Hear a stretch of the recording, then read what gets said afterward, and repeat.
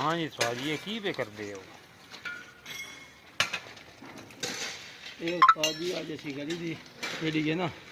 गली तोड़ तो खाओ बड़ा पे आस पास सारा टोटल ਇਹਦੇ ਵਿੱਚ ਅਸੀਂ ਵਾਹਣੀ ਬਣਾਉਣੀ ਹੈ ਇਹਦੇ ਨਾਲ ਬਜਰੀ ਪਾਣੀ ਨਾ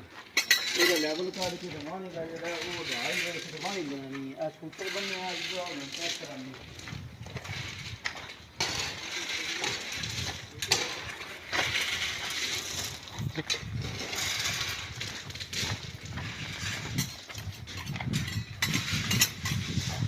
ये साई बड़ा लम्मा सूत्र बनने आज ਤੇ ਸਾਡੀ ਲੈਵਲ ਦਾ ਨਿਸ਼ਾਨ ਲਾਇਆ ਹੈ ਨਾ